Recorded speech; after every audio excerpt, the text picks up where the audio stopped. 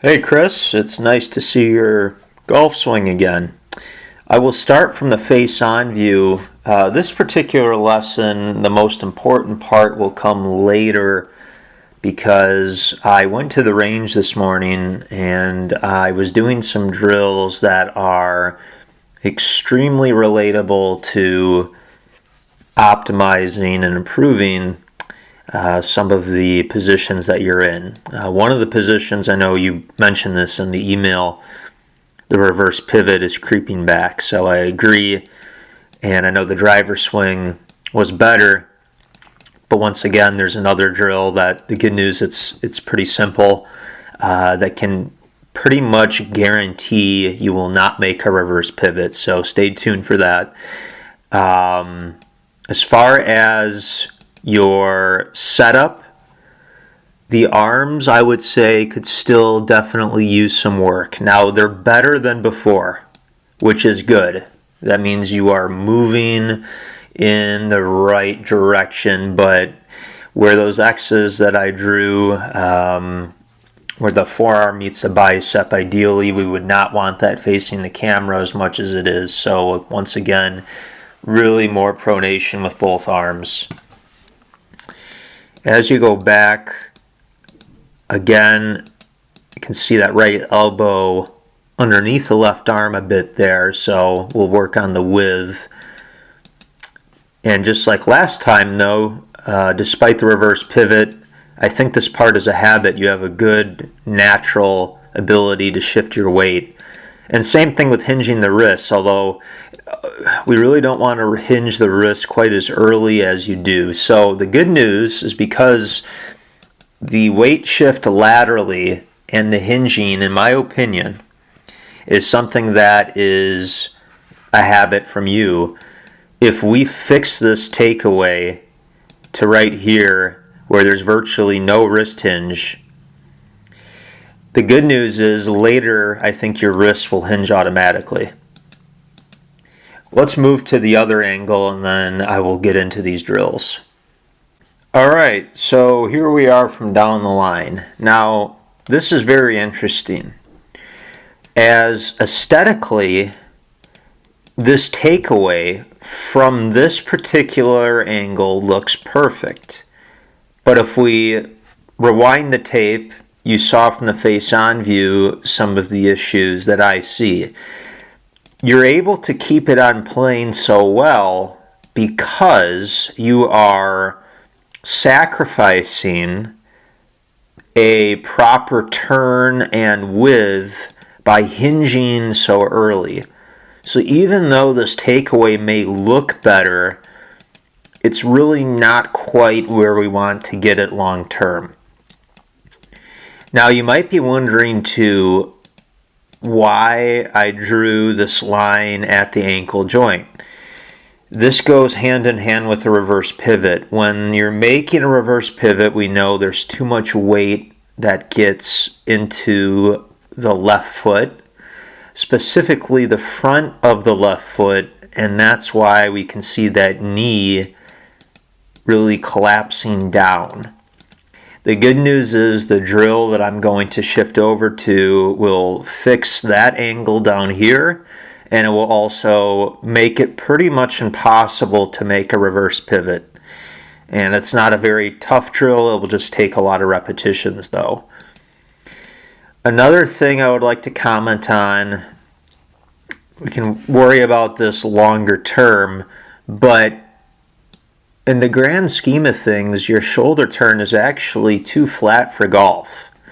And when one thing is flat, something else tends to get steep. And what is getting steep here is, on the way down, the club in transition. So you're across the line and you're steep. And I know, just like before, you have the talent to shallow it out late and still put the club on the ball. But if you look very closely, so again, here's that flat shoulder angle. The very first move down, see how the shoulder turn actually became steeper? In a perfect world, we would like to reverse those conditions. But for now, let's just go to the range and show you the lower body drill and also continue working on those arms.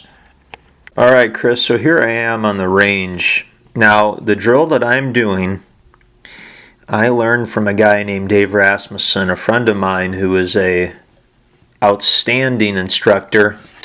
He worked with Hank Haney for many years. He also taught several players in the PGA Tour. Mark Wilson from Wisconsin, Keith Clearwater, who was competitive during the U.S. Open, I believe in '87 at the Olympic Club. Now, what this drill will do, when I keep the left foot elevated and as I take the club back, it automatically will force the weight to go into the right foot as it should. You can see the little gap here.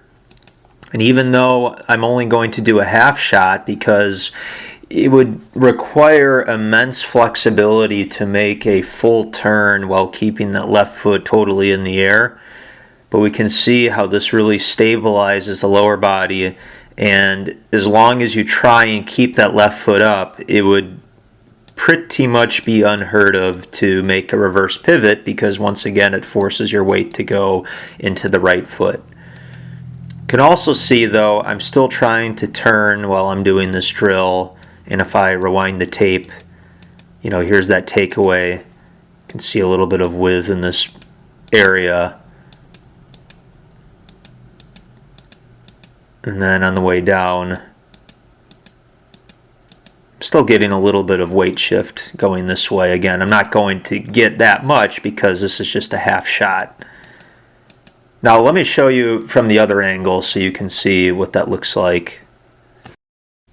Alright, so here I am from down the line, and you can see the foot, once again, how the front is elevated off the ground.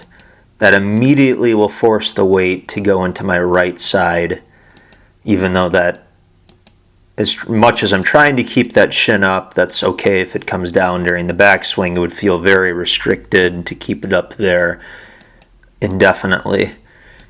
So there's that angle, though it's more vertical. And the advantage of that is if the knee does not move downward as much or cave in, it's easier for it to rotate back that way on the downswing, so now my hips can be more open. Just noticing this too. Side comment about my own swing. My club face is closed. I should really work on that. But anyway, if I were you, Chris, I would hit a lot of little 1/3 shots with that left foot up and just work on that takeaway. You could even stop right here and then go back down and strike the ball. So turning, foot up, and swing. So let me show you one other thing regarding the arms that might help. And I know too, watching the first couple lessons, reviewing those as many times as you need will help as well. So let me show you though one other thing I was doing on the range to help with relaxing your arms. Alright, so here's what you can do. If you swing your arms out to the side and then just completely relax and let gravity take over. Let's watch that again. By the time the arms settle, you can see that this is a pretty pronated position. And then what I'm going to do is just grab the club and try and keep those arms somewhat soft. So one more time. And by doing that, when I'm gripping the club, we can see more of my right hand, how it's turned over more. In your case, because your right arm is still supinated, that's why if you look at your grip, you can't really see much of your right knuckles. It's more of your right palm is opened up towards the camera. So to recap all of this and simplify it, if you could grab the club just how I did there, pick up the left foot, and then just do little 1/3 shots where all you're doing is extending and swinging the arms away from the body with minimal wrist hinge. and that should help. So let me know how it goes. Look forward to hearing from you. Thanks, Chris.